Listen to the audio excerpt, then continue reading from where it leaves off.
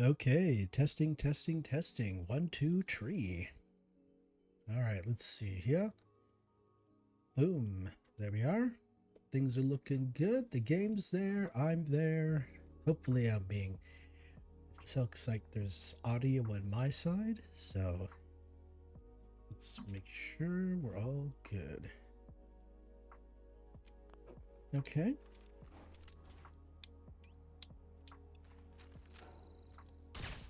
Okay, weapon sounds are available. Cool.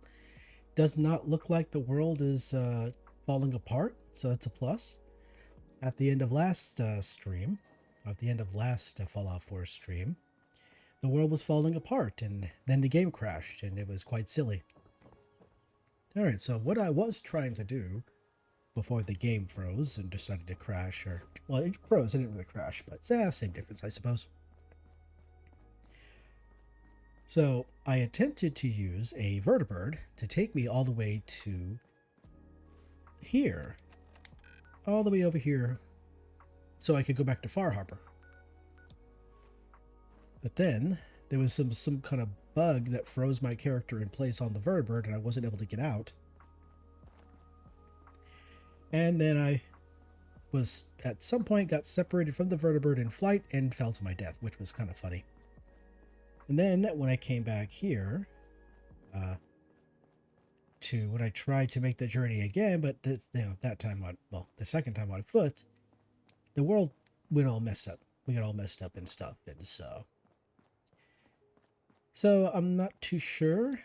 The vertibird might drop me again, so I'll have to give that a test later. I didn't have the time to test anything to make sure everything was working properly. But here's the thing. So, Bethesda has announced the anniversary edition of Fallout 4 with some supposed new stuff. And since so many people are using the downgrader just to make Fallout 4 work, I mean, I guess predominantly on PC, I might not be affected by this anniversary edition portion. They really need to fix the issues that were created by the previous update. Because if they don't, no one's going to trust them to download the anniversary edition. I know there's going to be folks out there who won't have a choice. But right now, oh Jeepus.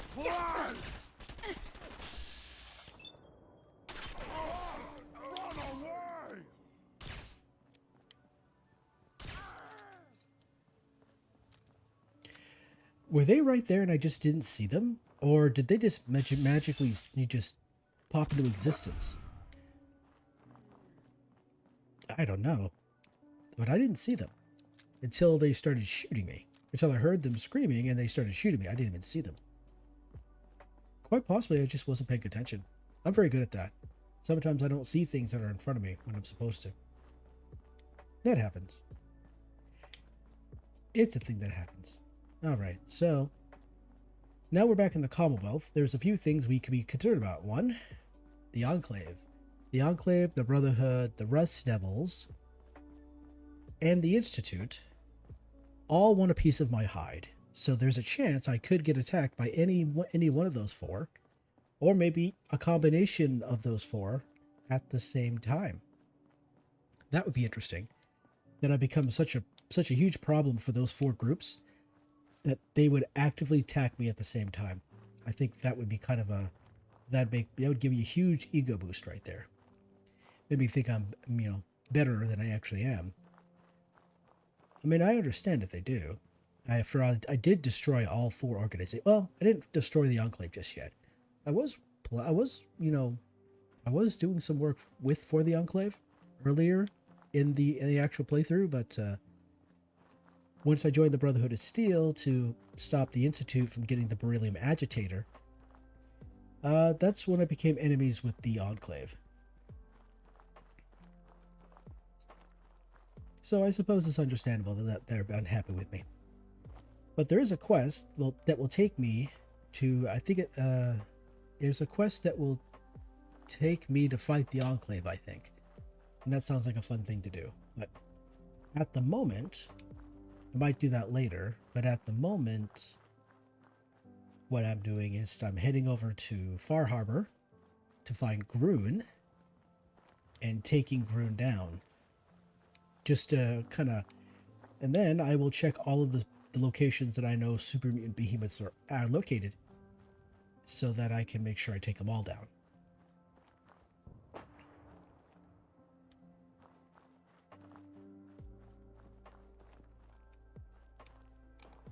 Huh. I live by a simple creed. You got debts? Pay 'em. You got problems? Fix 'em. God gave you a mind. Use it. Yes, ma'am. Yes, ma'am. Yep, it's your life. It's your life, your existence, your responsibility. Your life, your journey, your existence, your responsibility. Asking other people to take responsibility for your existence when you are perfectly capable of, well, taking responsible for your own existence is a bit selfish. But hey, we all need help sometimes. Hey, we all need help. Hell, I need help sometimes. But I'm not asking nobody, I ain't asking anyone to do everything for me. Just to give me a hand so I can get it done. That's all. There are those out there who don't have a mind to take care of themselves. They might have some kind of disability, or maybe some kind of illness that affects the mind in some way, and they'll need help because they can't do things on their own. That's perfectly fine. It's okay to take care of them and to do things for them. All right.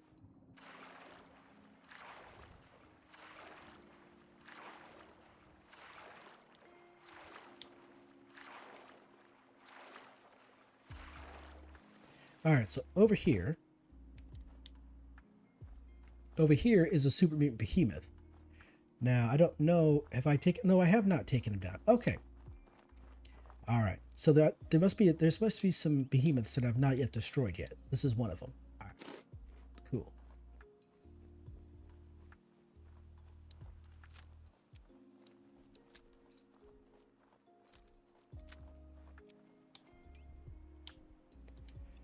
I should be able to get him pretty quickly, pretty easily with the blade here. I just gotta have him not be looking at me. Oh, this is one of the variants. Okay, yeah, this is one of the variants. Yeah, the mod collection adds its variants. See, you can tell it's a variant because the other behemoths, they have like, if I remember right, they use, what is that called? Fire hydrants. I keep wanting to say fire extinguisher. They use fire hydrants as a club. This guy here has an anchor, so he's a variant. See if I can sneak without being seen.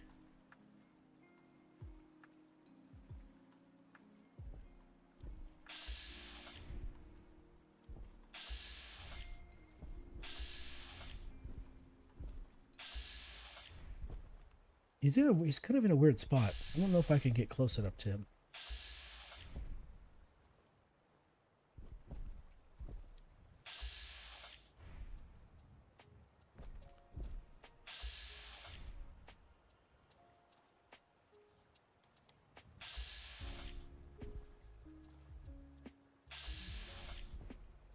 Oh, he's gonna see me.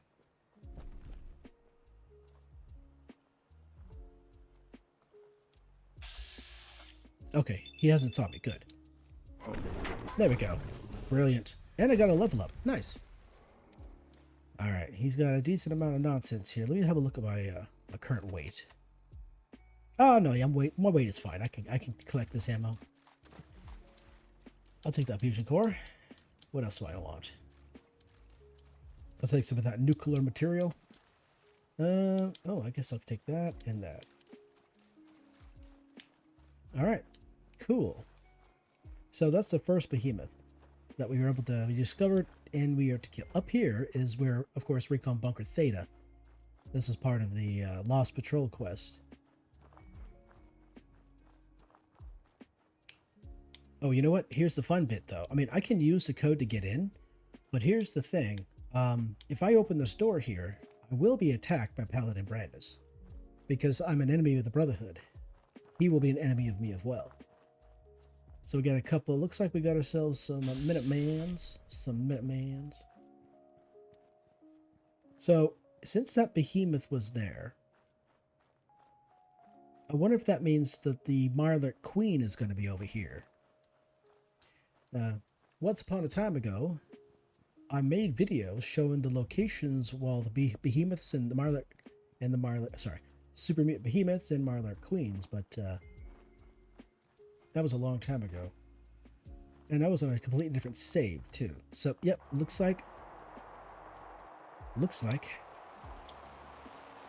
nope. Oh. Oh, well they took the queen down before I got a chance to. Well, that sucks.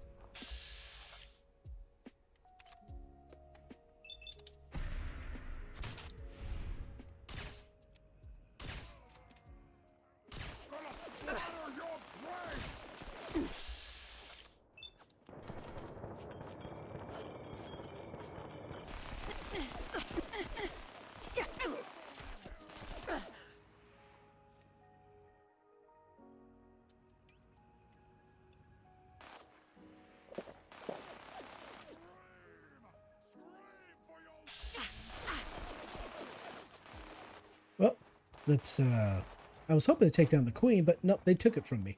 They took that from me, and I'm not too happy about that, to be honest.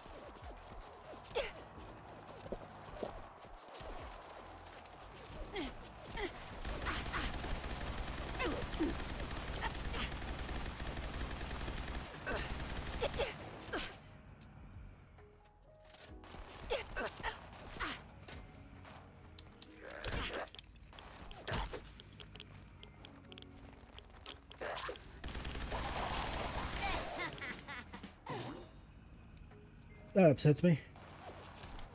Okay, what was that?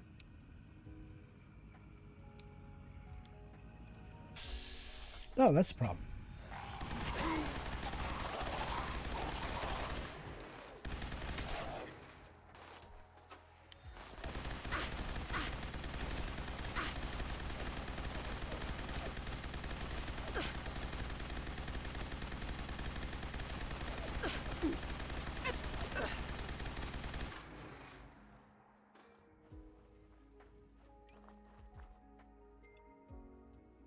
Alright, so I was having two issues. One, I was getting jumped by both sides. I was getting jumped by some ghouls and by Behemoth.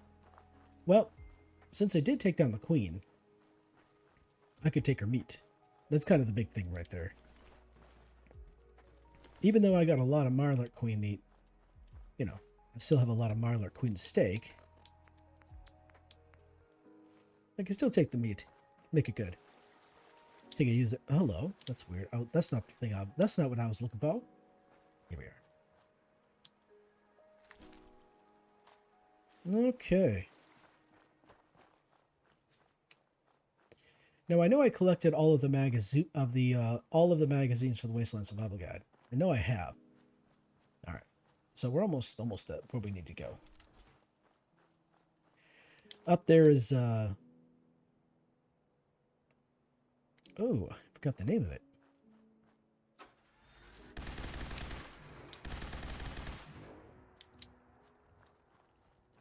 Oh, well, hello then.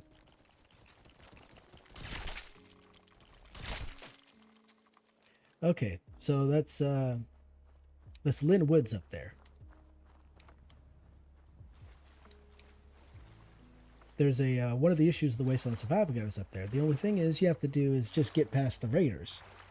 Now you can flip a switch up there, which will set off an alarm, and that alarm will attract 2 death claws, and those 2 death claws will, if they're tough enough, you know, rip all the raiders apart.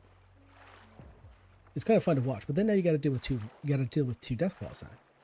So yeah, you got to kind of pick your battles, right? That's one thing, big thing about survival mode is picking your battles. Some battles, if you pick them, kind of have to dedicate yourself to them. Like I didn't have to fight the oh, 1 second here. Come on now. Something weird. Okay, no, we're good. All right, cool. Yeah. As I was saying, yeah, some battles Yeah, you got to pick your battles. Some battles you don't need to do. Some you choose to do. Like, you don't have to fight. You don't have to fight those enemies, but you choose to fight those enemies.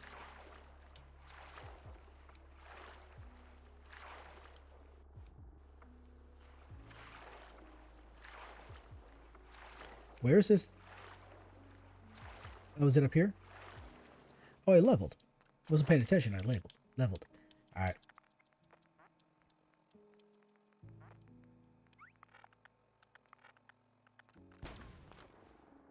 I hear fighting.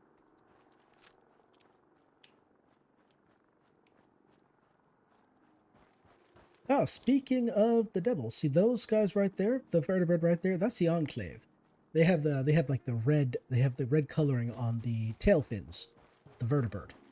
Tighten this.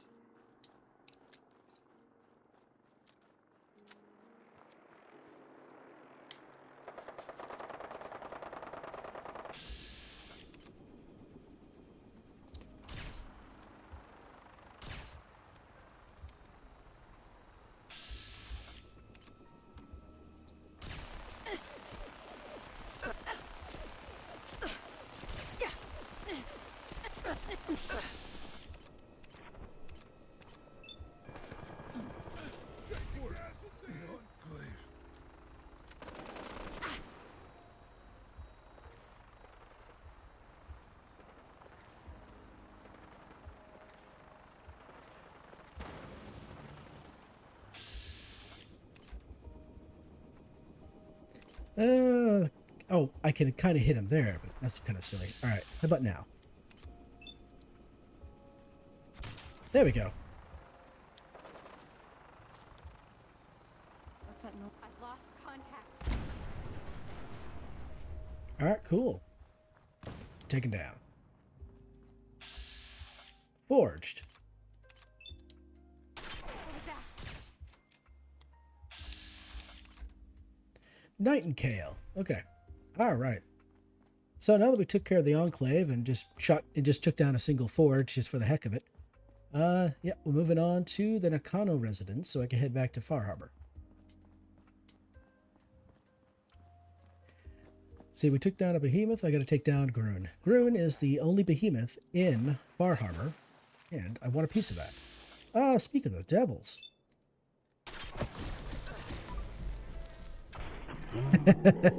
Good job.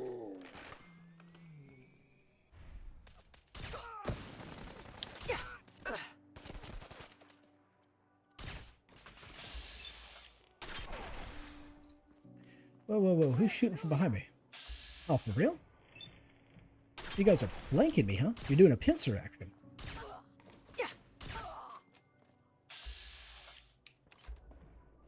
There you are. Nice weapon you got there.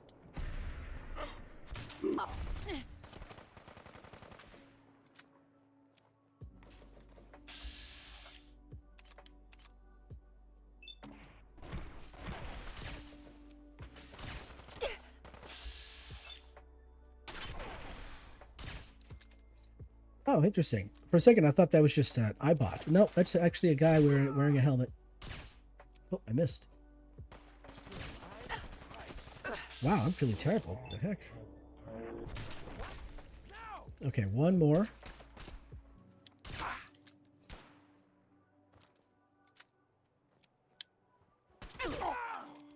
All right. So took down a behemoth, took down the Enclave, took down the Rust Devils. Who's next? Am I going to encounter the Brotherhood of Steel next? Am I going to get what are those guys called? Is the Institute Synths going to get the drop on me? Who's next? Who wants to? These guys should take get in line.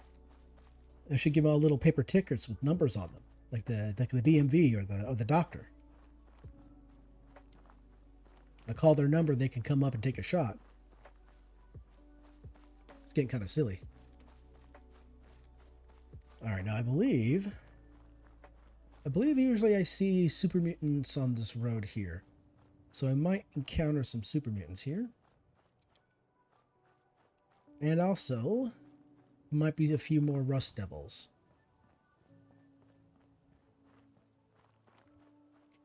I have gone over to that lighthouse over there and taken down the children of Adam. Looks like we got ourselves something going on over there. Now I wonder what is going on. Okay, I'm getting distracted. I'm heading off to the Nakano residence. Looking around, I know I cleared out the blood bugs prior to being damn. Last time I came through here, I cleared out the blood bugs. So I'm just looking around to see if maybe they respawned or something like that. Doesn't appear to though.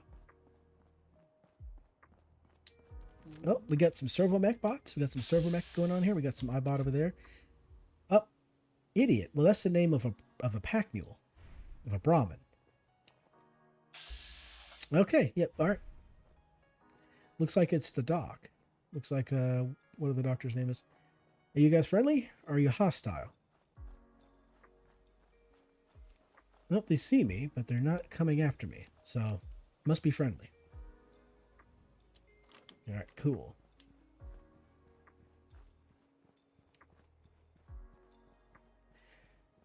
We're going to swing into Coastal Cottage, have a bit of a sleep, and then head on to the Nakano residence. Mostly because, you know, I don't want to have to... If some foolishness happens, I don't have to redo this whole run again. It's always good, you know, set up locations, areas you can just, you know, put yourself in way. Okay, we got ourselves some dogs. We have a dog, and we have... Okay, we got some Minutemen. Cool.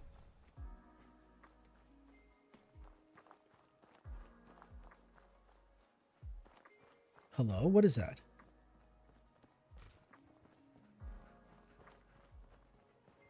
Are you Minutemen? Oh, you are? Okay. Okay, cool. I was worried for a second there that I might have to engage in a fight.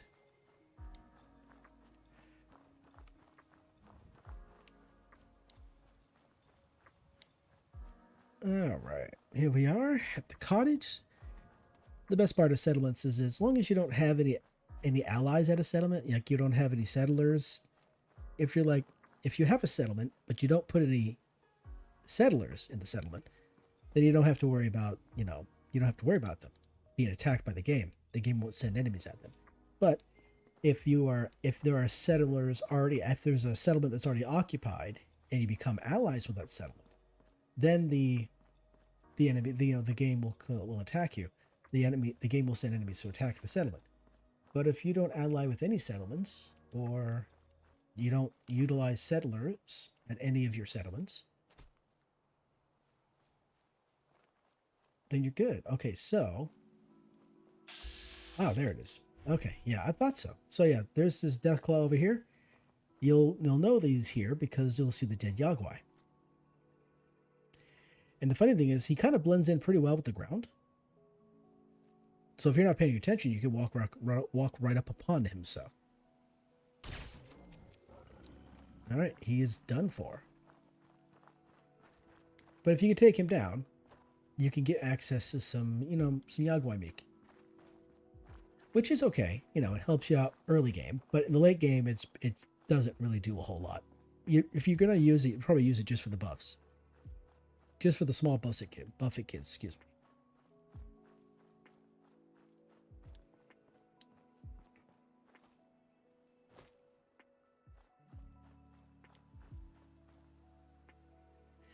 I hear what sounds like weapons fire. What's going on?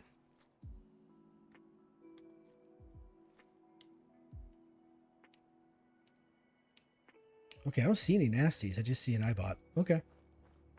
I think the last time I went past this particular spot over here, there were wild dogs nearby, so I kind of half expect to see them now. I do hear fighting.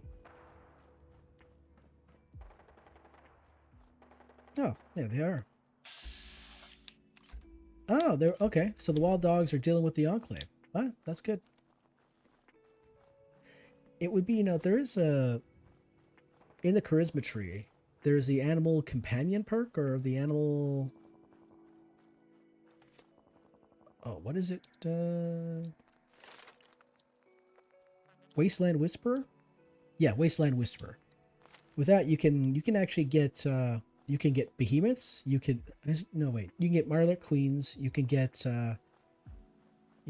Death Claws. You know, basically any kind of animal nasty in the game. If you can, you know, I guess you can riz them up and get them to fight for you for a period of time. I don't know if they'll continue to fight for you or not, but I have never actually utilized it before, so not too sure if the effect is permanent or if it's temporary. You know, like you can get a Deathclaw to go fight something for you while you're at a distance, and then once the Riz wears off, if it wears off, then he'll turn around and try to attack you. By then, hopefully, his health is low enough to where you can just take him out before he takes you out. You know, that kind of thing.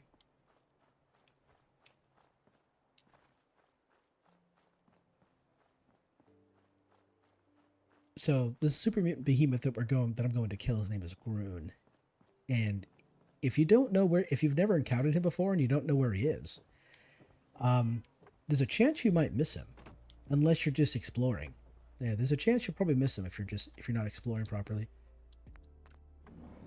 Well, hopefully the travel to Far Harbor is not bothered or bugged, because there's a chance that there could be some kind of issue. There's a bug that sometimes occurs when traveling to and from Far Harbor. Hopefully that bug doesn't occur this time.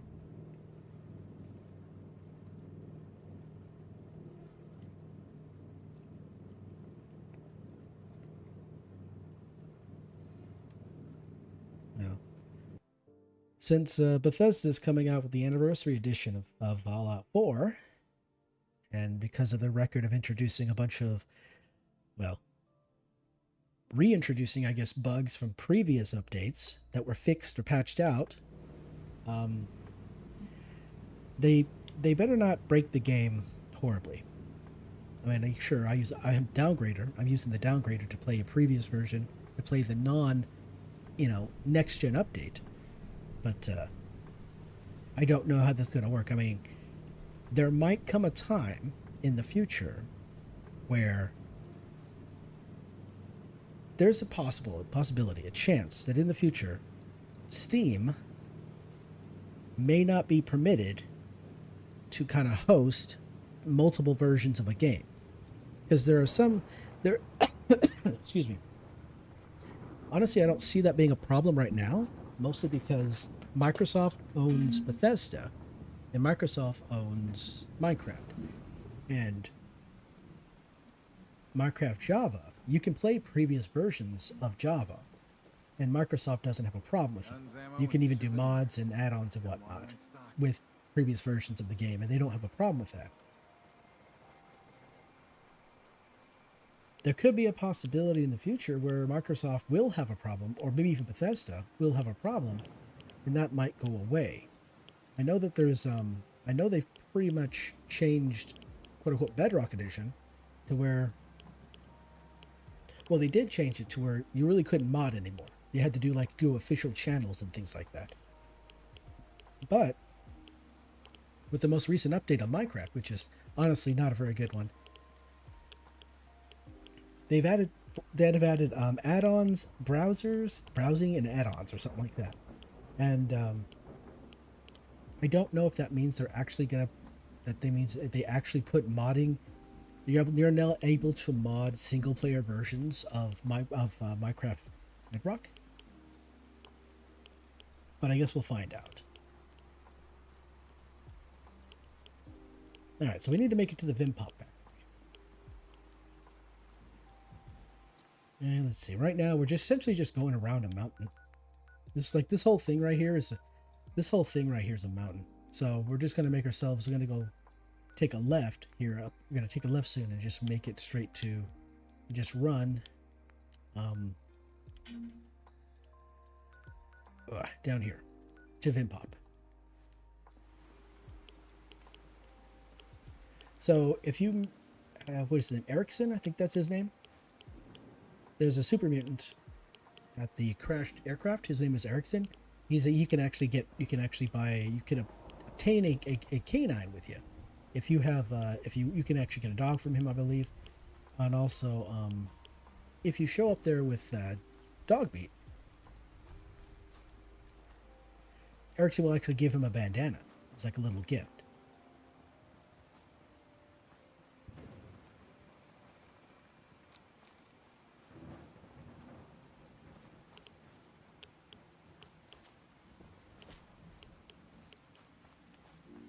But if you talk to Erickson at the aircraft, he'll tell you that Groon is the leader of the super mutants at the Vimpact factory, and that he left because he had a disagreement. And when he left, wait, no, yeah, I think if you talk to him, I could be wrong. It could be actually just be a terminal entry. But well, I've learned that Groon, that Erickson, kind of trapped Groon behind a very large door, and the only way to get access to that, the only way to open that door is through a console, is through a terminal. But at the time when I was going through the Vimpact factory before, when I was at Far Harbor last, I didn't have the perks to actually, use the terminal, and therefore I couldn't open the door, and I couldn't take down Groon at the time. But now that I got the perks, I should have no problem I have no problem getting access to Groon and taking him down. So, yep, you're a super mutant butcher. Yep. Now, supposedly the super mutants came to this island. I don't remember why they came here, but they came here, and Groon was the one that brought them here. He's the leader of the group. So the super mutants on the island are supposedly subordinate to Groon. He's their leader, so. But super mutants, they can operate independent of each other. Oh, well, looks like I've been discovered.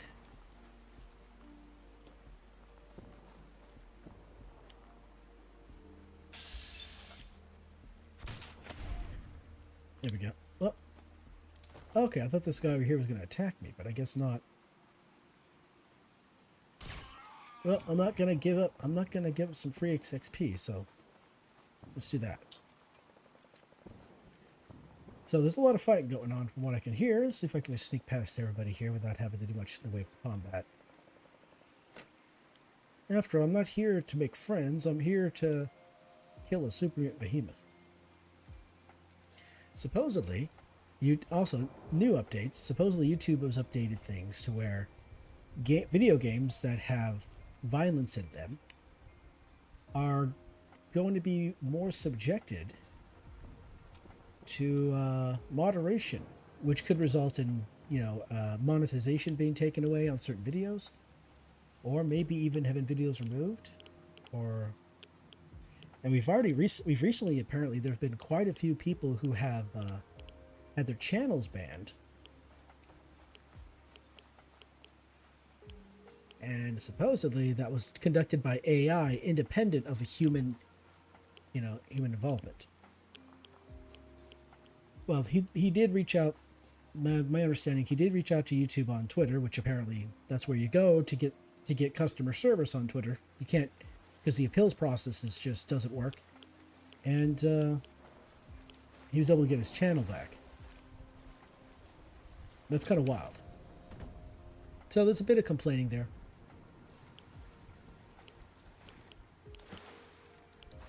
Yeah, these platforms that we were on, the Twitch and the YouTubes, they're being enshittified, as the term. Well, the term is called enshittification, where things that were once good are now turning into bad. They've been enshittified. They go through enshittification, and that's YouTube and Twitch right now. They've become because of enshittification, they are no longer positive platforms. It appears to be for a good number of people. I kind of wonder at what point will the platform become so inconvenient, so toxic, so bad for the content creators that they just leave and go to another platform entirely. And at that set point, once Google starts seeing YouTube lose money, things are going to happen. Now, what those things are, I'm not too sure. They might just they might make things. Might try to do the whole Might try to raise the prices on people. Raise the prices on things so that it's more expensive to be on the platform. You know, like, oh, YouTube Prime is going to be more expensive, or there's going to be different tiers of YouTube Prime, and that those different tiers will be different prices and other bad things that could occur. I mean, what is it like?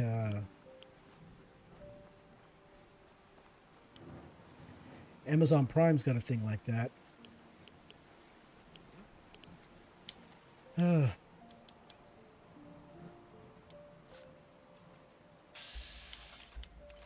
okay.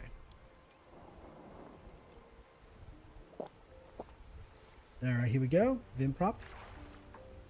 Took us a minute to get here, but we're here. Now, hopefully, there are no nasties to get in my way. I can just go straight to Groon.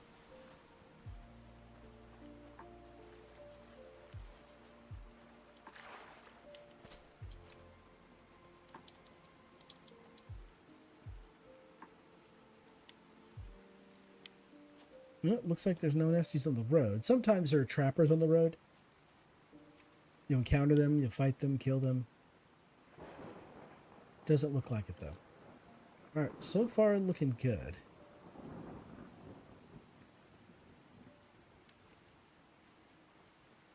I do kind of find it interesting that here at the Vimpop factory, there's actually some power armor that has the colors of Nuka-Cola.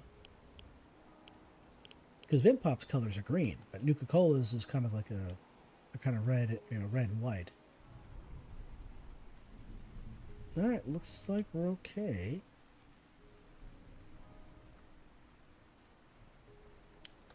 Oh, excuse me. It's a bit of a yawn. I've been a bit tired all day. I think this week at work really kicked my ass. I mean, having to work up to 10, well, sometimes exceeding 10 hours a day. That's an ass kicking right there. All right, so I don't have any fusion cores on me, do I? Nope, I don't have any fusion cores on me. Okay. Okay, so where to get to Groon?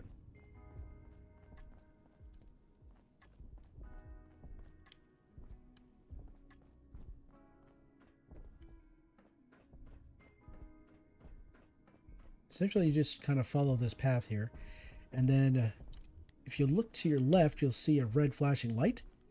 Groon is behind this door right here. You can actually hear him.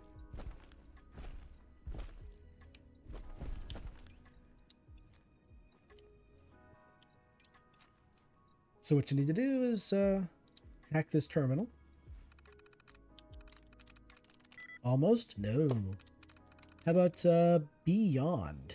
Oh, nope. There's an O right there, so maybe it's not that one. How about Struck? Okay, we got one. Alright, so it's probably not Street. It could be Utopia. Nice. There we go. Remote door control, open door. Opening door. So there he is, Groon. And he's level 170. Usually he's like level, I want to say 95. But now he's level 0.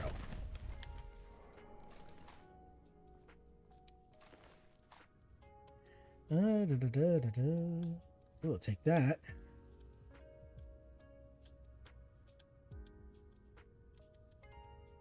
All right, there we go. Well, the behemoth. So the super mutant behemoth in Far Harbor is down. The super mutant behemoth in Nuka World is down. I took out a behemoth while I was on my way here, so that's one down. And if I had thought to actually bring myself a, yeah, if I was smart and actually thought to bring myself, oh wait, did I make a wrong turn? I did, didn't I?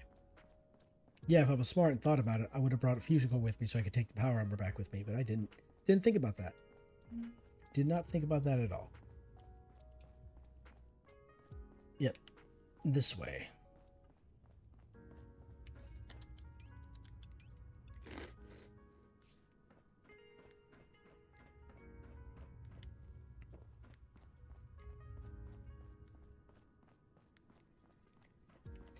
Yeah, if I thought about it, I would have been able to leave with this power armor here. The power armor is, it weighs quite a bit. Let's see here. Actually, that's 20, 35. So that's 20 right there. Then we got 15, 15, that's 30. Then 15, 15, that's another 30. So that's 60, 20, so that's 80. And then we have another 80, so that's 160. So we got 160 carry weight. And that would definitely be more than what I currently have. Okay, yeah. So maybe in the future, if I remember, I'll come back here and pick it up.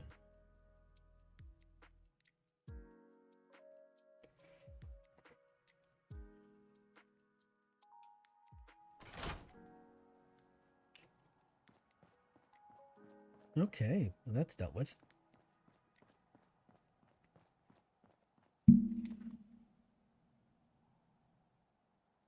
Okay. Sounds like my brother is preparing for his evening routine, so I will have to step away here in a little while to help him with that. Okay. Well, that done. That was a nice little quick visit. Not too terrible. I think this time, instead of going around the mountain, we'll just swim for it. What other nonsense is happening in the news recently? Well, actually, Nintendo's been suing a company called Pocket Pair. They create a game called Pal World, which people like to describe as Pokemon with guns. Now, the Pals, as they call them, those are all original creations. They are not Pokemon, and they are not rip-offs of Pokemon. They're not plagiarized from Pokemon.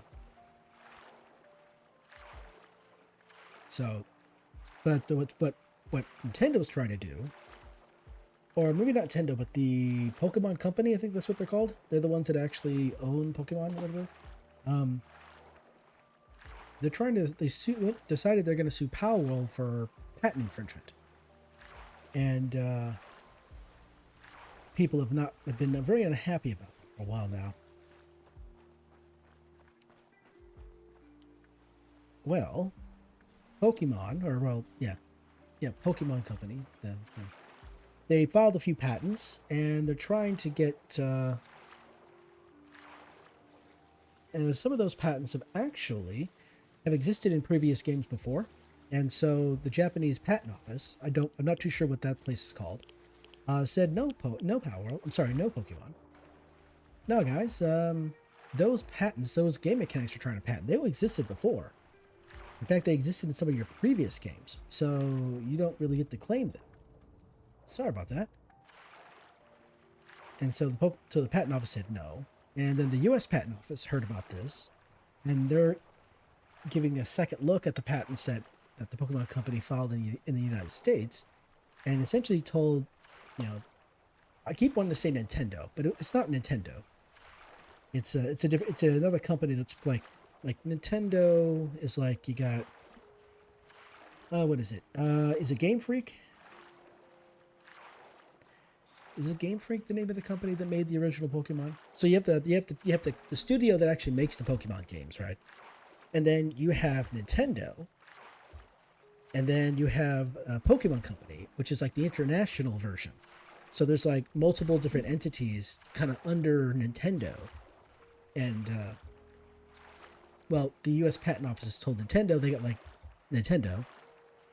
2 months to respond to, I guess, some kind of memo or something like they gave to them to kind of defend their patent, to explain why the patent should stay as it is. And they kind of made it sound like that if they don't, they're going to lose the patent. Both they lost the patent in Japan, and they're possibly losing the patent in the United States. And previous games have already, like I said, had some of the things they're trying to patent in them already. And it looks like it's It's not looking, like it's ongoing. It's an evolving situation. Who knows? Nintendo might get their way. But Pocket Pair, the company that makes Pal World, they actually made a game called, they're coming out with a new game of, it's kind of like a farming sim, but with pals. Really funny. Hello! BB, welcome. How you been? I was so distracted with just yapping over here that I didn't see your message. So hopefully Nintendo stops the people who I guess the lawyers they got for Nintendo stop being a bunch of buttheads and just let people use game mechanics. That's kind of the issue there. Not a copyright. It's not a copyright lawsuit. It's a patent lawsuit. You know, it's like, oh, we own this is our mechanic, and you're using it. We don't like that. We want you to stop using that mechanic. The idea is like Power World became really popular, and Nintendo saw that, and people are like, well, Nintendo is just afraid of losing their monopoly, which is the thing. We're not really supposed to have. Since I'm in America, we kind of have the impression that we're not supposed to have monopolies because that's a bad thing. So what's this in the water? Is it just a tire or something? Like, what am I looking at? Oh, no, never mind. It's like some kelp or something. Oh, okay, it's fine. You know, there are times. Oh, you've played a little Powered? It's kind of good? Awesome. Yeah, I've seen some clips, like some of the VTubers that I've watched in the past. I've seen some of their gameplay of it, and it looks kind of neat. I've never actually played it, but yeah, no, Power World, like I said, Pocket Pair is coming out with a newer, like a farming sim version of in like the Power World universe, and I'm kind of curious how that's going to go out because we already have our some cozy, quote unquote cozy farming sims, you know, the Stardew Valleys and the Harvest Moons and the. Oh, I cannot go that way? Well, that's silly. I wanted to go that way.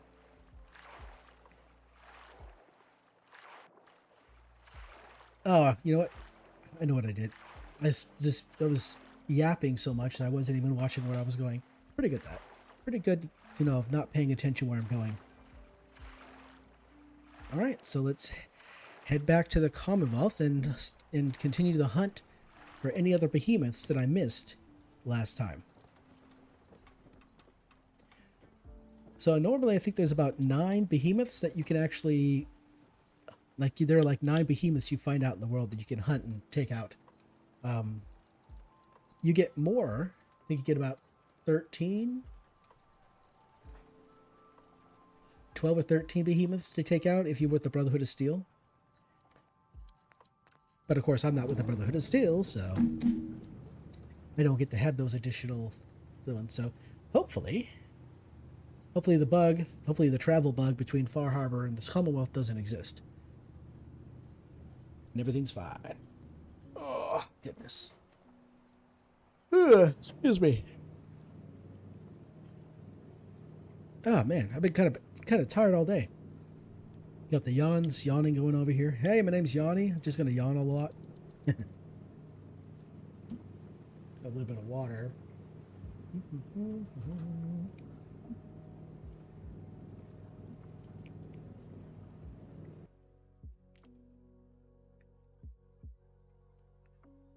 This last week has been really busy, really exhausting. I think there was one day where I did almost 11 hours at work. It's like they hire people to help us, but then it kind of turns out we need more. It feels like every time I hire someone to help, it feels like we need to hire somebody else to help for more help. Although things are getting kind of weird out there right now. I'm kind of worried that there's a couple of folks on YouTube that made a video talking about how the job market is pretty much kind of dried up. It's not working like it used to. Things are not good. That people are not hiring, but yeah. But who helps to help? Right? Well, apparently that's this guy. Because here's a silly thing. Because like here, about 2.5, 3 months ago, I want to say, my supervisor, he got fired. And since then, it was just the manager having to take over some of that guy's duties and responsibilities. And then we recently hired on another lady, but she's not a supervisor, she's a lead. So I guess it goes lead, supervisor, and then manager. She's just a lead. And she's only going to be, according to her, she's only going to be around until she has her baby, and then after that, she's not going to be working anymore. Now, I don't know if that means she'll just won't be working for a certain period of time. Like, she'll have her baby, and then she'll stop working, and then later come back to work. Or if she's just going to stop working altogether, I'm not too sure. But I'd be having to, like, help her pretty regularly in the evenings, because I come in, like, I start working the a.m. 8 a.m. 8 a.m. is when I start working, and then my 8 hours, my official end time is 4:30. But she's having me load trailers, and she already has 2 people on nights to load trailers, and now she has me doing that, a third person, to load trailers. And I'm thinking is that she just doesn't want to be at work for a long time. But having me work, having work between 10 and 12 hours a day, that seems a bit unfair for me. That seems a little unfair to me. So, oh, wait a second. I need to get up there and have a bit of a sleep. Just in case the game crashes.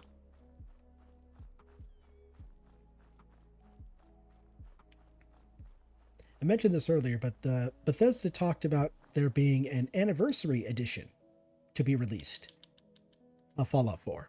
And since the update from back in the day broke things, I'm concerned that this anniversary edition is also going to break things.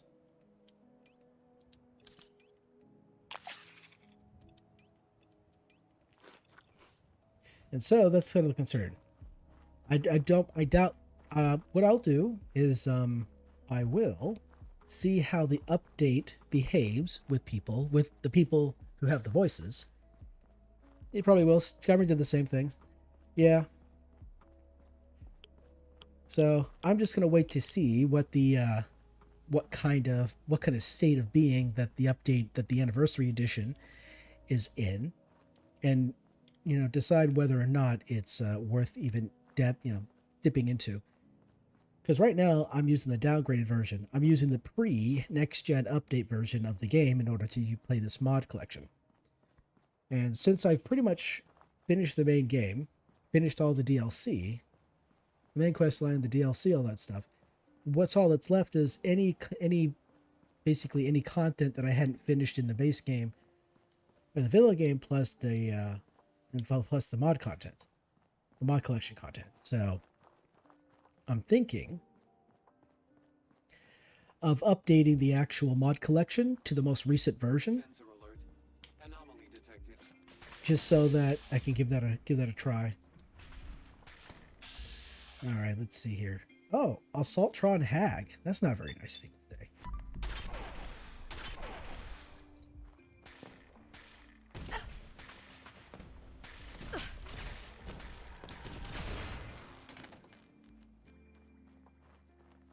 Hold up, where are you at? Oh, there you are.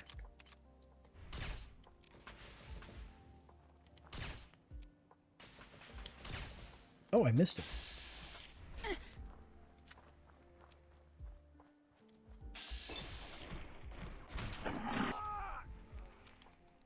Okay, that's it. So it's just okay, so it was just an Assaultron Devil and a... Okay, so it was a Assaultron Hag and a Rust Devil and a Devil. Okay, alright. That's fine. People, for the most part, just adopt the pre-anniversary edition for mods. Yeah.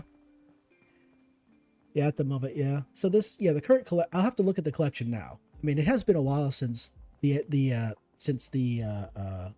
next gen update dropped. So there's a possibility that the mod collection itself might be updated. The mods in the collection might be updated for the next edition, for the next gen update. And I imagine there's going to be people who are going to update mods for the anniversary edition as well. Now, I don't really know what kind of content is coming to the anniversary edition because I haven't looked into it. I've only heard about it, heard that it's a thing. And I did expect it. I mean, they did it. Yeah, they did it. Starlight Drive-In. There's nobody there. Okay, well, anyway, as I was saying, oh yeah,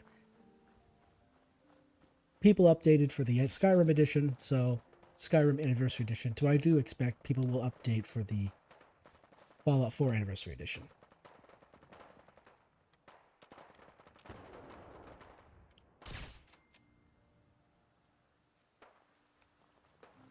Damn, what's this guy doing?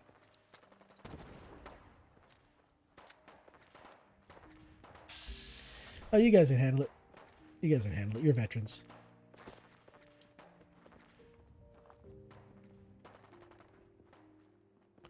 Well, anyway, I will check to see what the Anniversary Edition looks like for Fallout 4, and if it's busted and broken, then I'll just stay where I am. And also, yeah, I'll have to check to see if the mod collection has been updated as well, because I'd hate to have to, like, it'd be kind of silly that right now I'm using the mod collection that utilizes the pre-next gen update version of Fallout 4, but only to update to the newest newer version of the mod collection, only for that to be on the next version of the game, and I won't be able to install it until I upgrade it. So kind of silly stuff like that. I know that on Nexus mods they have you can get access to previous versions of collections, but I don't really know how far back that is available. Because, like, for example, like in Skyrim, on the Skyrim Nexus mods for Skyrim, they have mods for so many different versions of the game. It's quite amazing.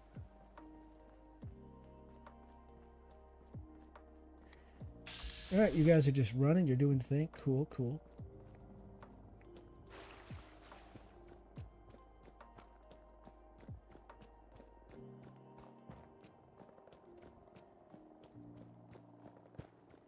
Okay, we got ourselves a dog over here. Are you part of the crew? Or are you hostile? Okay, looks like he's part of the crew. Okay.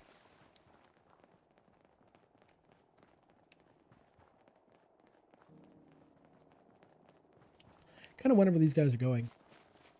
Are they actually running to Starlight Drive-In to provide some kind of assistance? Because I did get the message to, defend to Starlight. But we're nowhere near that, so just kind of curious. Okay, looks like they're heading to the Boston, okay? Heading into Boston proper, or Boston City, or, yeah, heading into the city. Boston City, that sounds like some kind of, like, alternate Earth type nonsense, like Raccoon City, Boston City.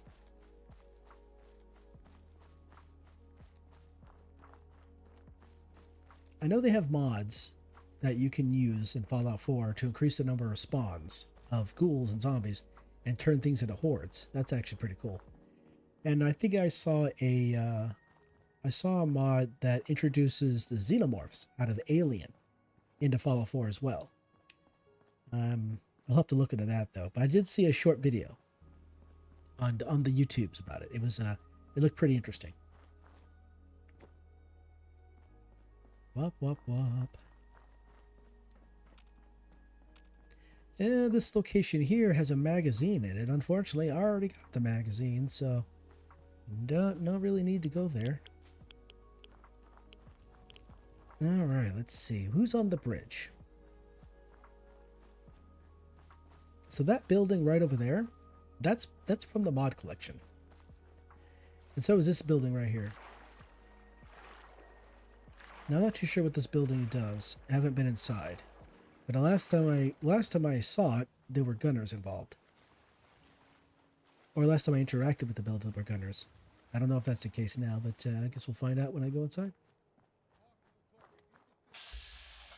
Oh, it's Enclave this time. Okay. So what I'm seeing here is this is a spot. Oh, and now they're mad. Yes, indeed. All right.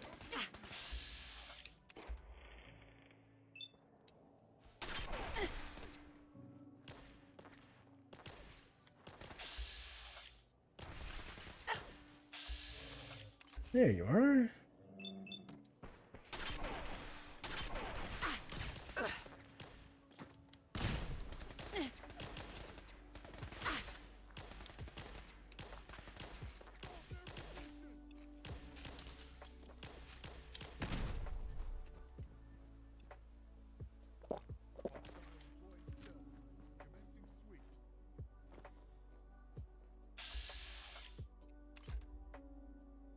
Wait a second.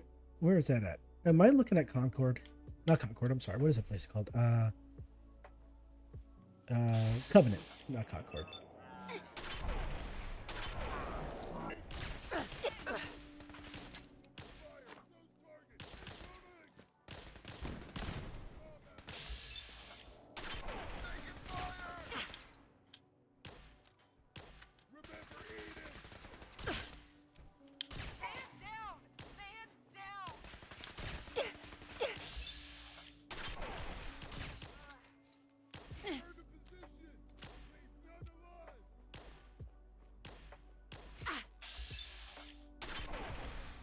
Okay, where are you at?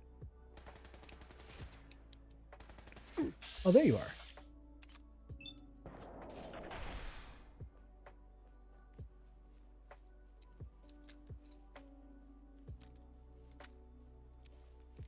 Now, this is interesting. This looks like some kind of secret puzzle thing you have to solve.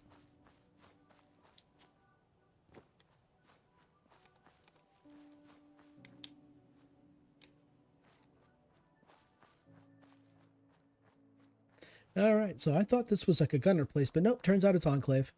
So I was wrong. Sad face.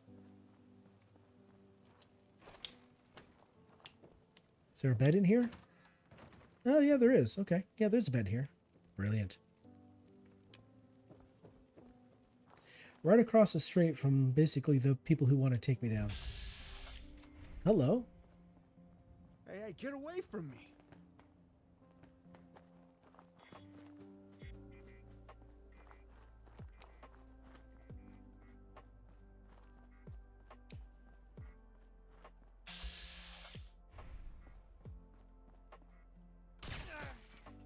I'm the bad guy. Alright, let's see. I need to get over that direction. So there's like, you can use landmarks in this game to help you get where you're going. And one of the ones you can use is these pylons. If you follow the pylons, they'll lead you to just south of the Starlight Drive-In. And if you follow the pylons, traveling east, they will take you right alongside the road, which will lead you to the Ambush Caravan, where you can get a short combat rifle and even a laser pistol in the early part of the game. So,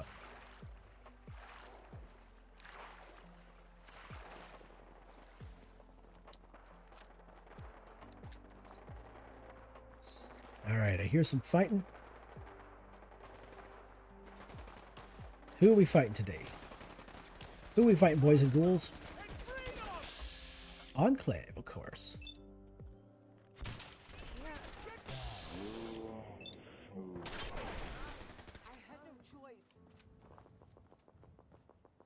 All right, so PFCs.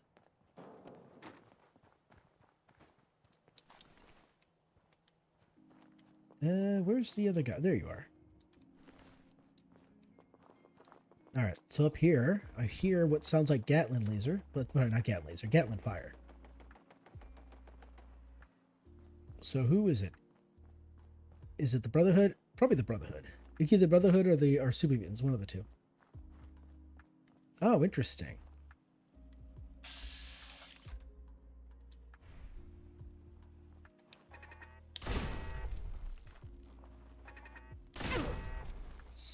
Huh. Oh, interesting. Okay. What's going on here? Who are these guys? Rust Devils, Raider Freak. Yeah, let's read the Raider note. What that says.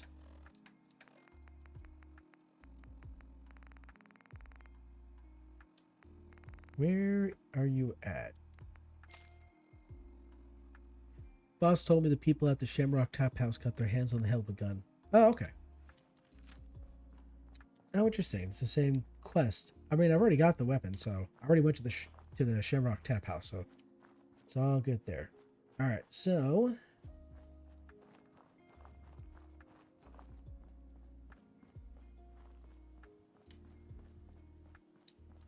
oh, hello.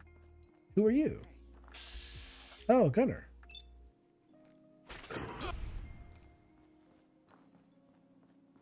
So that's one gunner down. Where's the other ones? There's usually more than one. Mr. Minuteman over here.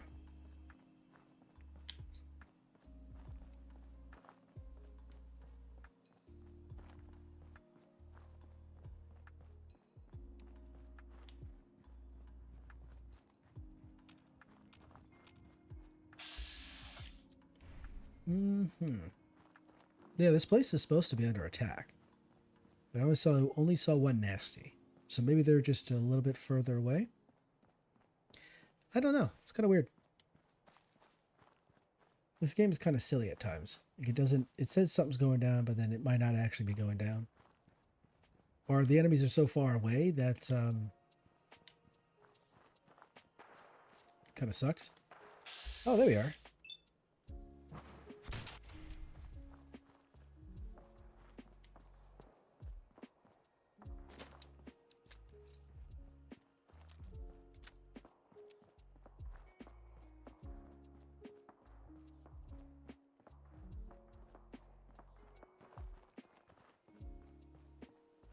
Wait, are they actually just over here shooting at these animals? That's kind of messed up.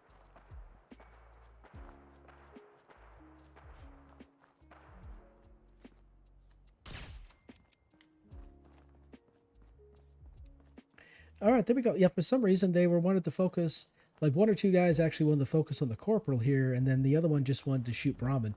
That's kind of a weird little, some weird nonsense right there. All right, let's have a bit of a sleep so we can save.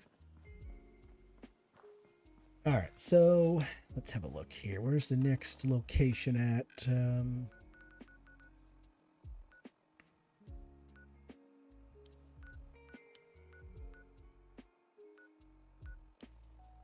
Here it is. All right, so yeah, we'll have to head back this direction.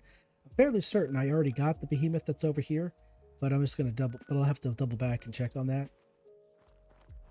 So there's over there near Greentop Nursery, well, south of Greentop Nursery, there's a location where you'll encounter a. Ooh, what's going on here? I hear fighting. I hear fighting. What's going on?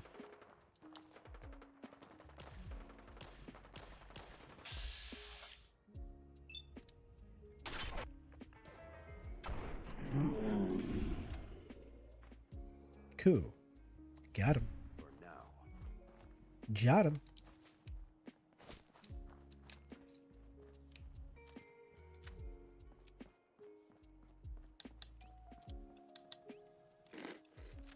As I was saying before I got interrupted, or got distracted.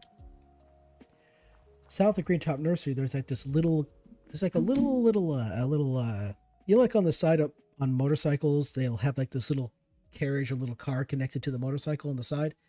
Or something like that exists, but in there is there's a monkey, there's a Jangles the Moon monkey. And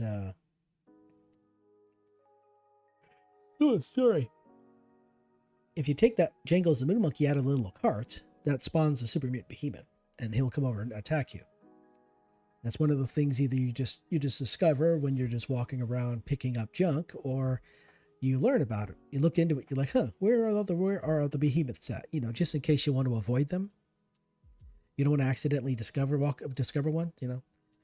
Well, anyway, I need to step away and help my brother real quick, so I'm going to go ahead and do that. All right, let me just put up the BRB sign real quick, and I shall return.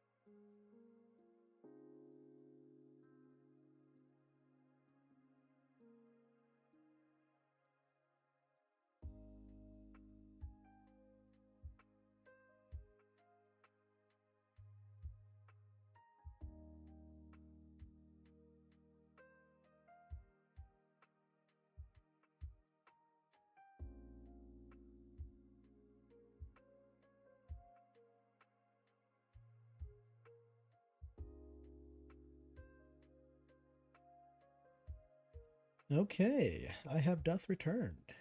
All right. All right, so I've helped my brother with his evening routine, and now on my own. He's free to do what he wants. He's free to do the rest of his stuff and then go to bed when he's ready. All right, so we're gonna run off to the Green Top Nursery. Excuse me, that a bit of a hiccup. To make sure that I actually took out the behemoth.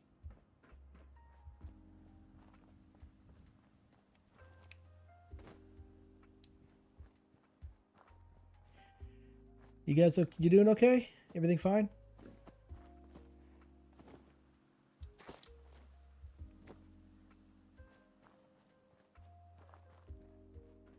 There shouldn't be any nasties over here. Cleared them out a long time ago, so hopefully it remains clear.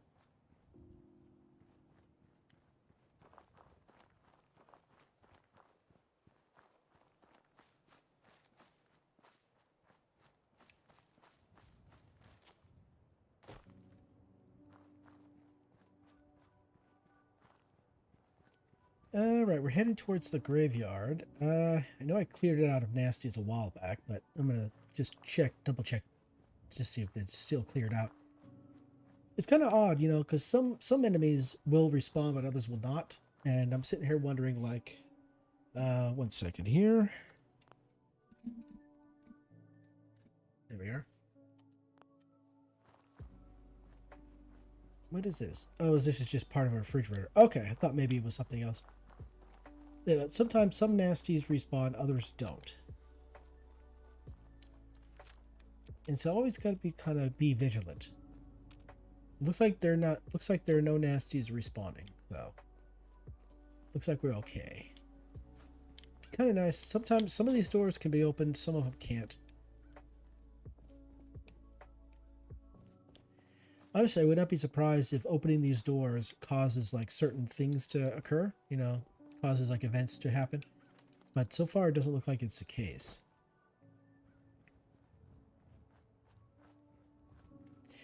If I remember right, I'm hoping I remember it correctly.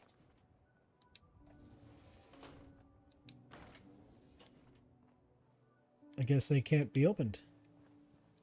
No way to pick Ah, this. okay. I need a key for that one. That's interesting. Don't remember that. That might be part of the collection.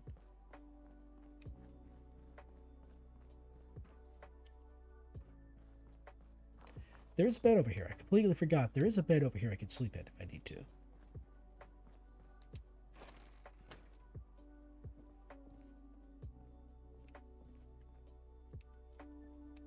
What? Oh, hell no! Oh, he's got himself a power fist looking thing.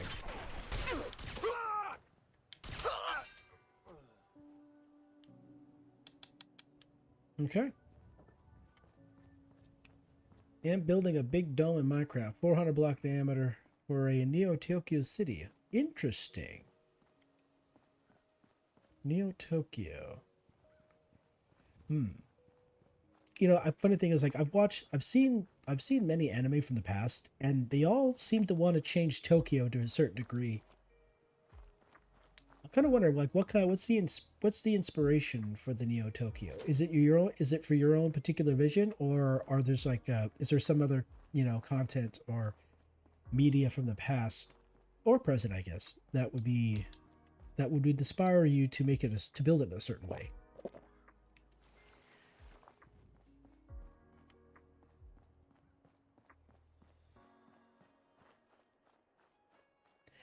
Because I'm sitting there thinking, like, okay, we have what is it here? I believe it's Akira. Akira has like its own little version. It's probably not Tokyo, but some kind of like futuristic version of Tokyo. Yeah, I'm not gonna do that, Mr. Anger Man.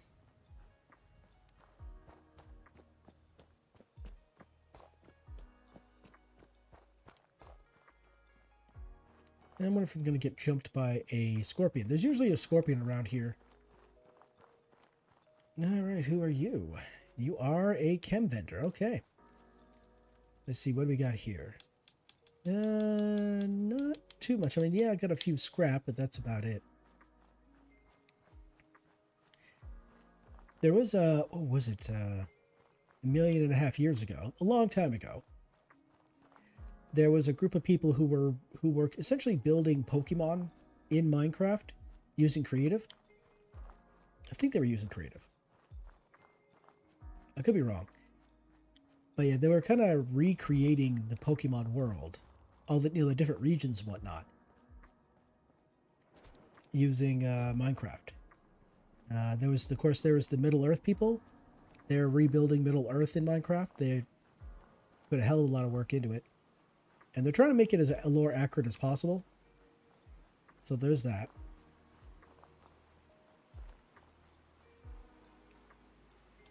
Seems to be growing well. Don't mind me, I'm just taking your food. After all, you guys work hard to grow it, and I just walk in and take it. Obviously without paying for it, because I'm the bad guy. I'm clearly the villain.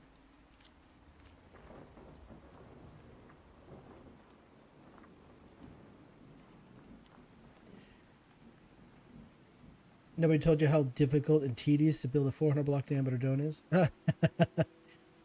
Oh, okay. You do have some inspirations with them, more of your thing. That's cool.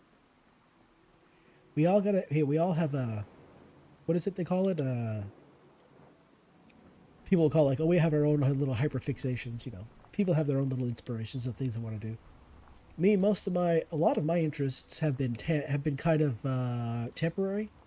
Like I'll get interested in a particular thing, and I'll like watch videos on that thing, and I might try to figure out, you know, like for example, like Factorio is a great example. Like I watched people play Factorio, but hey, this is kind of cool. I'd like to know about this. I'd like to play this. So I got the game, and I started playing it, and then I realized I need a little bit more help. Oh, looks like, okay, yep, looks like the moon monkey's already been taken, so that means the behemoth is already dead. Cool. And then after maybe about a week of actually playing the game, I just kind of lose interest and move on to the next thing. And then I move on to the next thing, so.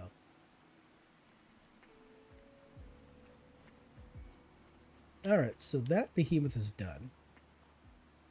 All right, so let's think about this here. So, let me think my brain thinking here. So, I took out the behemoth that was up here. The behemoth down here is taken out. Let's see here. There are no behemoths down here. Okay, so the next behemoth that I know of is actually going to be... Okay, the behemoth down here is... The behemoth that's down here is part of the Brotherhood quest line. So, it never spawned. It did not spawn. Let's see here. Or maybe it did. I don't know. It's been a while. The next behemoth is over here in the Boston Commons. Swan's Paw, so I already cleared that out. Alright, the next behemoth that I can think of is actually over here. Well, it's actually... So here's Sunshine Tidings. You head south of Sunshine Tidings to this place here. It's actually over here, but... Yep, so Walden Pond, that's the next one. It's just kind of... I guess you could say it's in between Sunshine Tidings and Walden Pond. Is it actually going to show it? I can't really see it on the map all that well. Yeah, it's a place I call Carhenge. Here's Walden Pond. You head south, and it should be over here. And then the next behemoth is actually south. So here is, yeah, here's Nantic Banks, and it's all the way over here. Let's see, where's the next behemoth at? Oh yeah, the next behemoth is actually in between, oh, it's, oh yeah, it's over here. The next behemoth is over here. So So what we can do is we can actually get over here. We can go to Carhenge and then just kind of travel south, and we'll hit all the major area. We'll hit all the major spots where the behemoth is. Okay.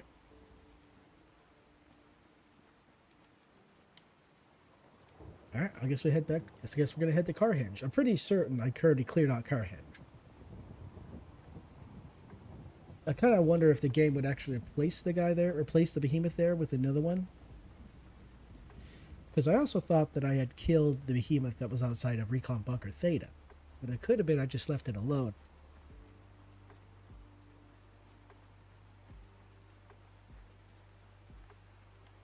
And therefore I never actually got killed. So.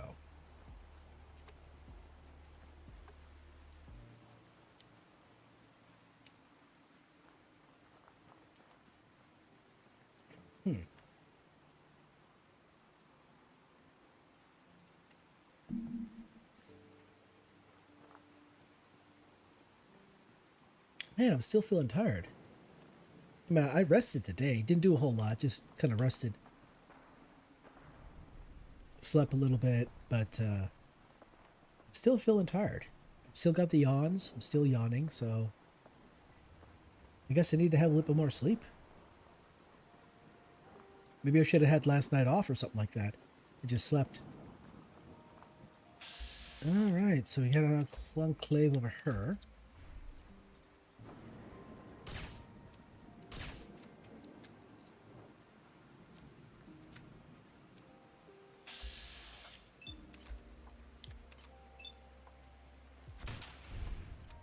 And one more. And there we go. Alright, they're both taken down. Brilliant. Oh, if you get too close to the water over here, there are some, I think it's like a Marlic hunters. You'll find them in the water. But also, where are they?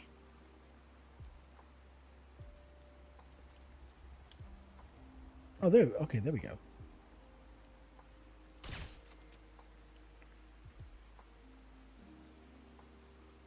Yo, dog.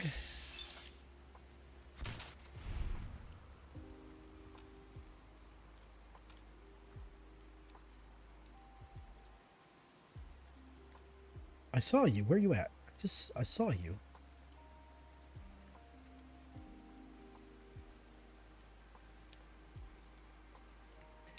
Oh, there you are.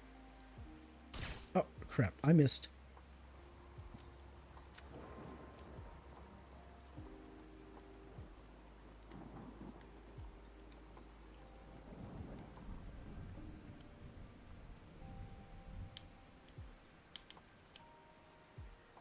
Where are you? Damn, you're hard to see when you're hiding behind things. Alright, well, now I'm just wasting a little bit of time, I suppose. I was just taking shots at them. Wasn't really serious. It wasn't really, down to just attacking them. So, alright.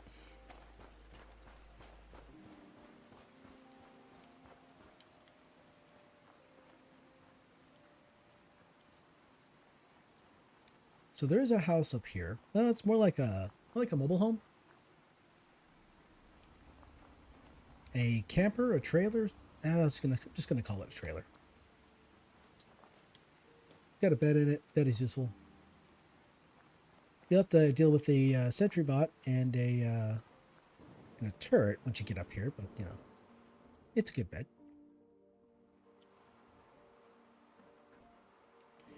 Since it's kind of late, might as well sleep till morning.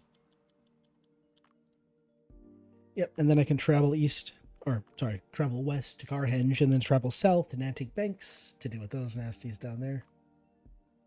Nantic Banks is a pretty nasty area, mostly because there's like a small little building where you'll encounter some raiders.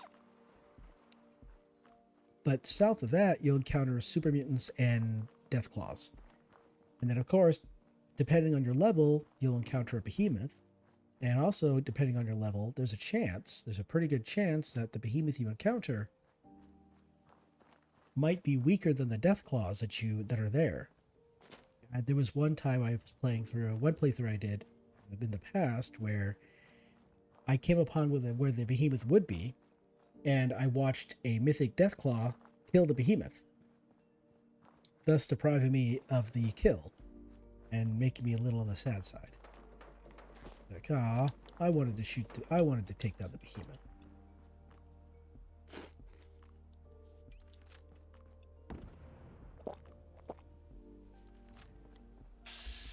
Now we got ourselves a rest, diablos.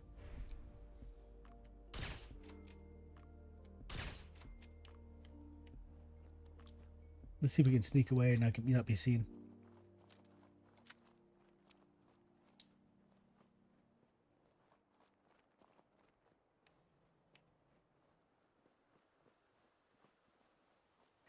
And I think we're golden. All right.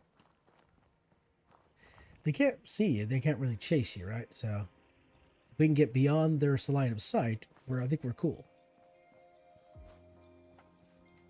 Skyrim, on the other hand, there's like some nonsense there involving the chickens. If you attack a chicken, everybody feels like the entire province of Skyrim becomes hostile and attacks you. It's like the chickens have like some telepathic connection to all the other denizens of Skyrim, and they automatically know where you are, which is wild. I'm being a little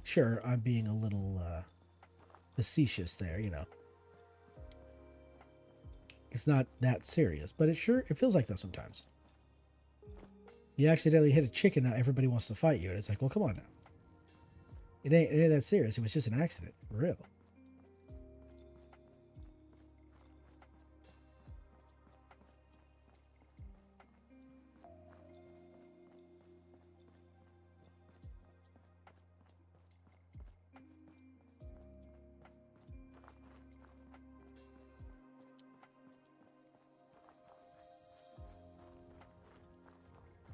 All right, so I'm fairly certain, yeah, I already took out the one that was here. Yeah, there's a behemoth that spawns here, but I'm fairly certain I already took him out a long time ago. So, it should not be here. But I'll swing in just to be certain.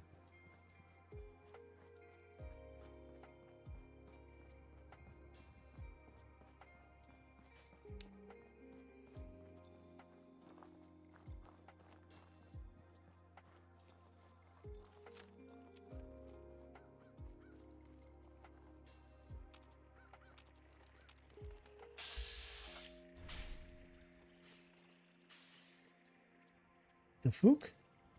Okay, so the physics engine... I mean, the physics engine in this game is silly, but... Okay, yep, no behemoth, because behemoths would be in this area right here.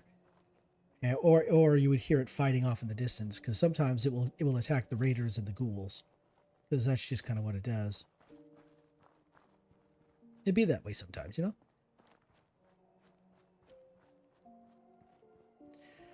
I'm not going to help these guys defend this checkpoint. I'm honestly tired of doing that. That's kind of one of the things I'm not too big of a fan about the ending of the game. Well, at least the ending of the main quest line is that the faction you basically finish the game with, quote unquote, finish the game with, they take over all the different checkpoints. Then they ask you to defend the checkpoints from time to time, and I'm not a fan of that. Every shot counts. Okay, we also assault Tron Devil.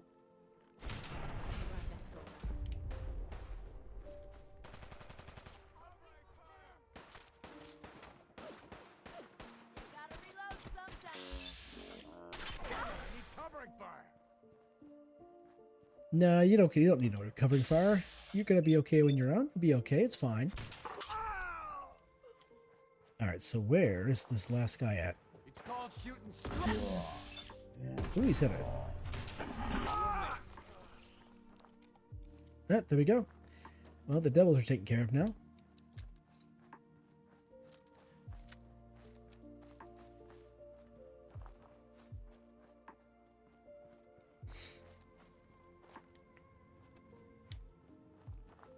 Down the road here, up this plate, you'll find some gunners, but it looks like they're all gone now. Including the turrets. Must have took them out far earlier in the game, because I don't remember actually fighting them. All right. How you guys doing?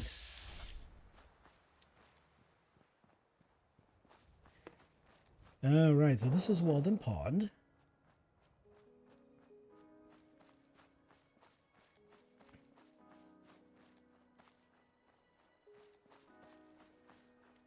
Once we get over to the drainage pipe here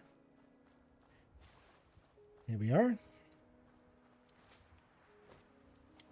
Alright, so here's the drainage pipe right here. So as you can look over there, you see there's a big old hole in the overpass right there. When you head towards that hole, That should take care of it. Don't mention it. I wish I had better news. It's better to know. Thanks for your help, Doc. and over this way you'll find a car henge. Now obviously I'm crouched down here to see if the behemoth is over here, but it looks like it all got cleared out. Looks like he's gone. Okay. Yeah, but over here you'll find a behemoth just kind of walking around this spot right here. And I wonder if the trunk is still here. There was a trunk.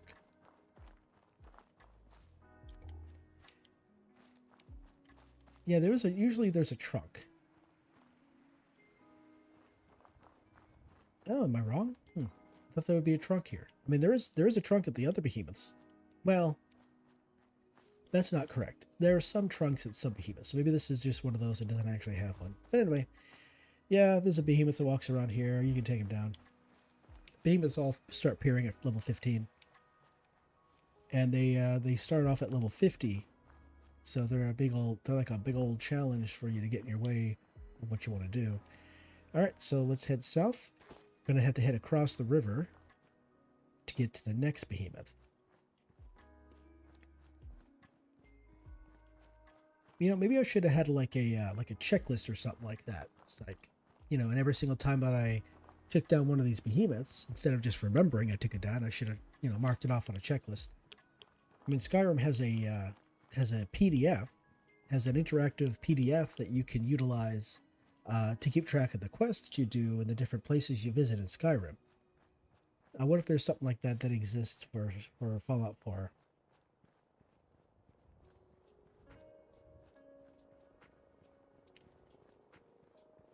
Oh, the Skyrim PDF. It is only, I think it's only updated for the base game, not the anniversary edition.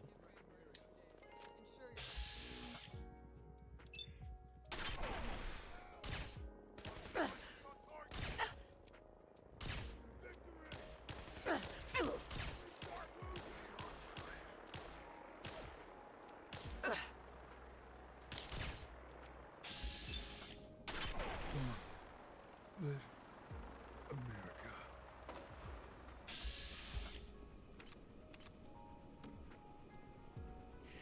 All right, can I hit you now?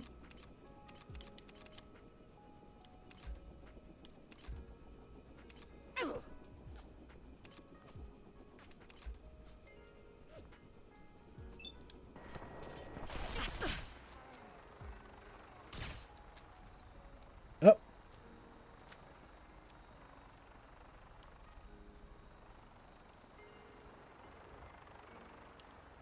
So, what are we doing here?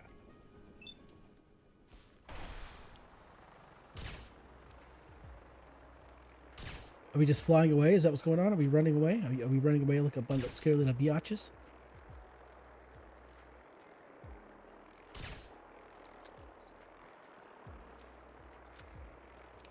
Alright, so over here to the left, there's a chance you'll encounter a sentry bot.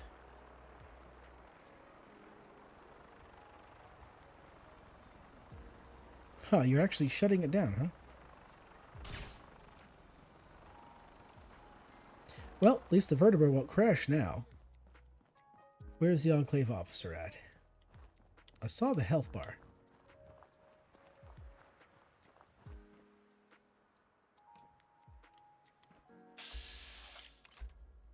Oh, there you are. Wait, you're inside. Okay, that's kind of weird. Not wounded. Cut them down. Hold it. Wait a second here. Where is the other guy at? Oh, there he is.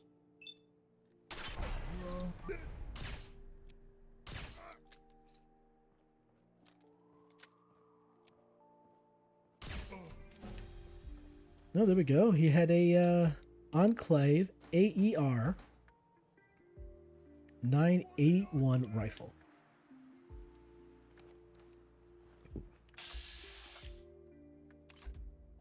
Oh, wait a the pilot was still in there? The Enclave. Wait, does the vertibird actually count as an enemy, or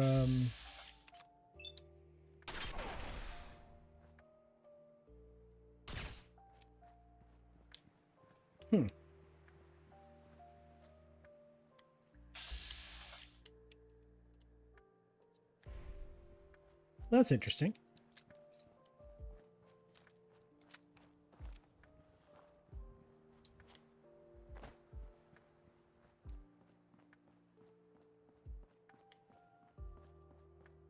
Didn't actually think the vertibird counted as an enemy. Yeah, I guess it does.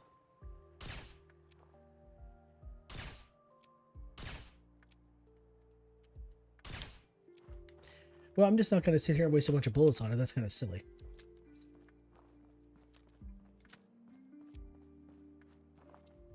Moving on.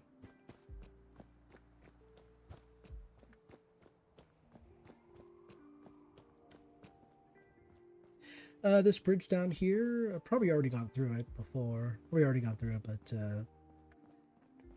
there's like a hidden, hidden thing down over here. Yep, I've already gotten it, but yeah, as you can see, they put some boards across there. It's an enemy because a pilot was in it? Oh, okay, that makes sense. That's funny because I already took down the pilot, so I figured it would end the issue, but I guess not. So, oh yeah, as I was saying, yeah. So down underneath this bridge here, there's some boards, and on those boards you'll find a weapon. You'll find a machete, a gun, a cap stash, and I think some ammunition as well. I mean, there's ammo right there. And if you're lucky, it might be a particular weapon you're looking for. It might be a shotgun, might be a combat rifle. You never know. There was one time I went through there, and it was actually a short combat rifle. And I discovered that when I was trying to make a video about the different locations where you can get combat rifles in the game. That video is on my channel. I made it a long time ago. If it was flying and you shot, the pilot would have blown up. Yeah, that's the thing. They landed. Like, I'm sitting here trying to remember the last time that it actually landed and I was able to fight it on the ground. I don't know if I've ever seen that before. All right, what's going on over here? So usually over here, the Brotherhood of Steel will land and fight the super mutants here. And if you've not joined the Brotherhood of Steel at all, sometimes the vertibirds will land, and then of course, ooh, oh, there's gunners this time.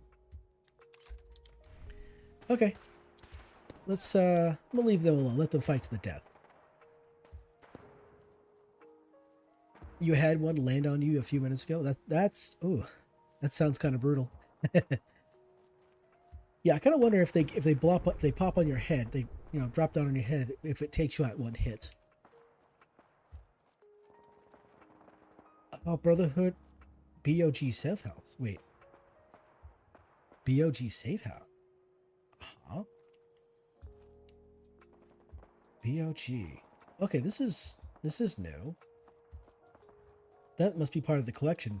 Must be part of the mod collection, because I ain't never seen that before. BOG.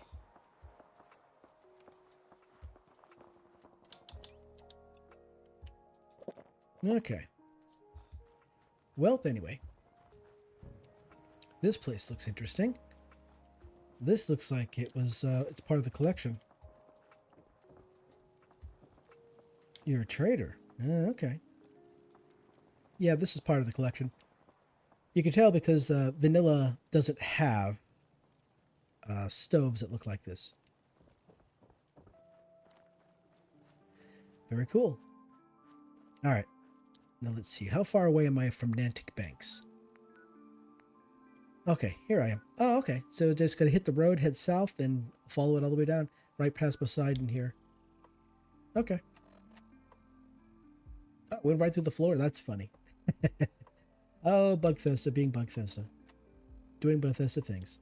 Okay, let's get these points here. All right, so that is a total. That should be all 10. Yep. So now agility, charisma, perception. Those are the only ones. Those are the only ones I have left to max out. Yep, my level is 126. My health is 1500, over 1500, and I'm playing a mod collection called a Storywealth. And it is introduced a bunch of new... Oh, that startled me. What the heck? You nerds.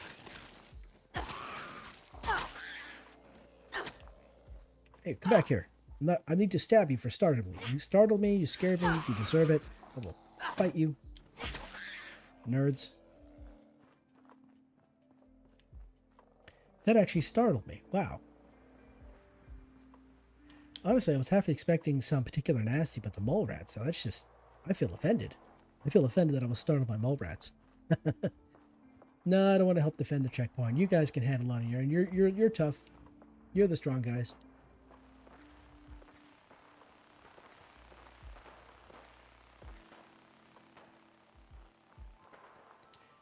Although, if you do come across this checkpoint, there is some power armor here, or I should say some power armor pieces that you could.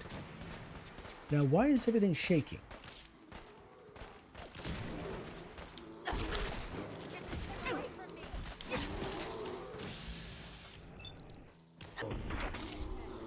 Hell yeah!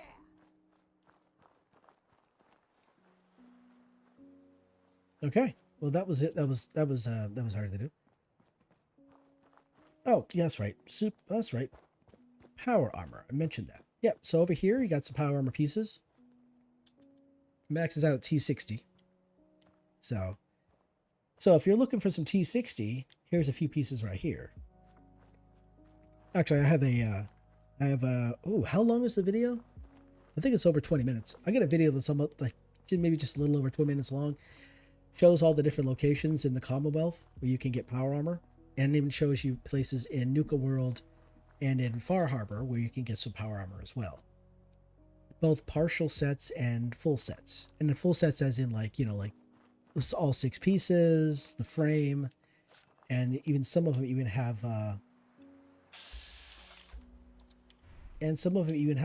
fusion cores. All right, so this is Poseidon Reservoir. This is a place. Entirely vanilla. Oh, we got some Ghoulios here. What's going on?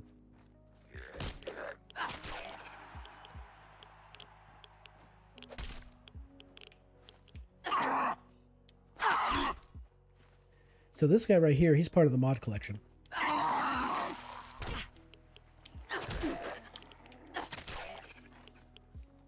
All right, there we go. Oh, he's part of the mod collection too. If he gets close enough to you, he will. He'll explode and do some damage to you. Kind of like the nasties in Halo. Oh, I am now currently. I have an illness. What illness do I have? Let's see. Is it an infection? What do we got? Weakness. Oh, okay. I got weakness, so I'm going to take 20% damage. Or take 20% increased damage. All right, so we're headed to a place called Nantic Banks. Nantic Banks, it's down here. In fact, if you're doing like the companion quest for Nick Valentine, you'll have to come down here anyway because one of the holotapes you need to get is down here. Well, we're heading over here. It's not really on the map, but there's like a power plant area over here, and this is where one of the super mutant behemoths is. This place is also particularly nasty because there's a bunch of death claws around here too. And depending on your level, some of the death claws will look a certain way. Oh.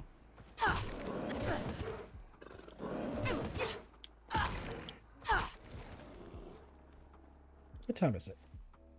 Okay, so it's 12. Okay, that's fine.